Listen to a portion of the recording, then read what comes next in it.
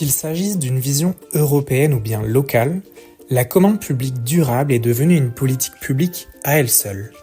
Celle-ci est capable d'induire de fortes mouvances réglementaires et d'amélioration quant aux pratiques des décideurs publics et par ricochet, celles des entreprises exécutant les prestations commandées. Les conclusions adoptées par le Conseil de l'Union européenne le 9 juin 2022 sont claires. Nous devons rendre plus durable l'achat public. De son côté, le Code de la commande publique dispose à l'article 3-1, à la suite directe de l'exposé des principes fondamentaux de la commande publique, qu'il doit être recherché par l'acte d'achat une atteinte des objectifs de développement durable dans leur dimension économique, sociale et environnementale. Le message passé par le législateur est donc que l'insertion de telles clauses d'exécution ou critères de sélection lors de la passation d'un marché public devront être pensées sous un prisme d'équilibre entre premièrement le respect des principes fondamentaux et deuxièmement le souhait toujours plus fort de verdir nos achats. La doctrine, de son côté, considère même qu'il s'agit d'un changement de paradigme opéré par la loi Climat et Résilience d'août 2021 avec le passage d'une simple obligation de moyens à une obligation généralisée d'intégration du développement durable dans cette dimension environnementale, donc une obligation de résultat au plus tard le 21 août 2026.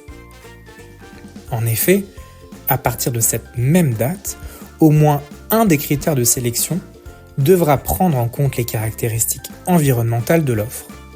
De même, des considérations environnementales et sociales devront par principe être prises au stade de la passation et de l'exécution des contrats. En attendant, la commande publique s'est fixé des objectifs sectoriels à travers une multitude de textes récents, qu'il s'agisse de la loi Transition énergétique pour la croissance verte, la loi Egalim, la loi AGEC, la loi Climat et Résilience.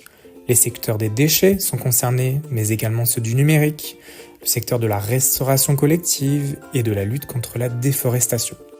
Ensuite, l'ambition du Plan national des achats durables 2022-2025, même si juridiquement non contraignant, fait écho aux objectifs de développement durable de l'ONU, avec comme mot d'ordre de voir d'ici 2025, et ceci dans l'ensemble des contrats de la commande publique notifiés, au moins une considération environnementale en lien avec la prestation commandée.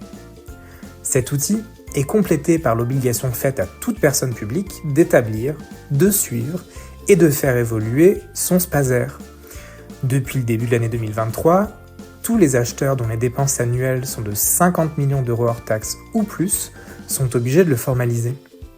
Perçu comme un véritable vecteur d'amélioration des pratiques, il doit permettre de se donner des objectifs réalistes, associant l'ensemble de la structure concernée, afin d'entre autres promouvoir une commande publique durable. Attention toutefois à garder un œil sur les décisions rendues par les juges administratifs en la matière, ô combien nombreuses et éclairantes. Pour commencer, la Cour de justice de l'Union européenne, en 2022, a déjà posé un cadre relatif à la régularité d'un tel critère environnemental.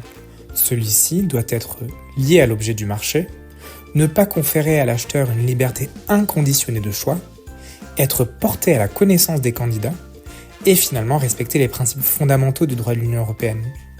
Le Conseil d'État, en 2018, par sa décision Schifolo, a estimé que le sous-critère RSE, dans le cas d'espèce, n'avait pas de lien suffisant avec l'objet du marché.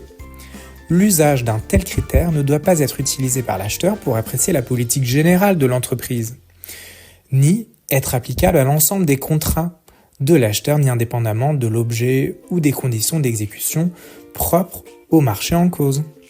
Il convient donc de distinguer d'un côté le caractère durable de l'offre ou du service lui-même, pouvant tenir à des considérations de performance technique ou des conditions d'exécution particulières, du caractère durable de la stratégie globale de l'entreprise de l'autre. Le droit de la commande publique dissocie ces deux aspects qui sont pourtant souvent liés en pratique. Il a par ailleurs été jugé par le tribunal administratif de Dijon en 2022 qu'une offre pouvait être dépréciée au niveau du sous-critère RSE dès lors que le soumissionnaire se focalisait presque exclusivement dans son offre autour de l'environnement, quand bien même l'acheteur avait englobé dans sa définition les aspects complémentaires à l'environnement, à savoir les engagements sociétaux de l'entreprise. En 2023, le TA de Montpellier a d'ailleurs considéré comme valide un sous-critère RSE dans un accord cadre à bon de commande portant sur de la fourniture de dispositifs médicaux.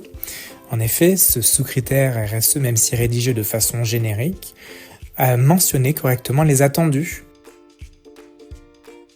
Évidemment, il existe des limites aux exigences RSE et notamment au stade de la candidature. En effet, à partir du 22 août 2026, la loi Climat et Résilience permettra à l'acheteur d'exclure tout candidat soumis à l'établissement d'un plan de vigilance qui ne se satisfait pas à cette obligation. Ensuite, la loi relative à l'industrie verte introduit quant à elle un nouveau cas d'exclusion dans le Code de la commande publique vis-à-vis des personnes qui ne font pas à leur obligation d'établir un bilan de leurs émissions de gaz à effet de serre. Sachez que Pragmanov souhaite s'inscrire comme votre partenaire de référence en matière d'intégration du développement durable dans les marchés informatiques. Nous souhaitons poursuivre nos travaux internes, voire améliorer notre niveau confirmé du label engagé RSE qui nous a été attribué par l'AFNOR en 2022.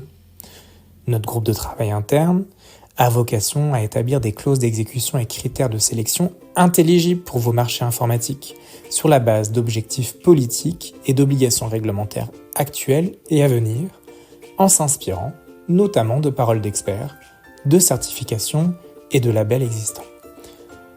Finalement, sachez que nous souhaitons élargir des membres du groupe de travail interne aux administrations centrales et personnes publiques clientes pour effectuer ensemble des remue-ménages réguliers à travers des matinales du Numétique.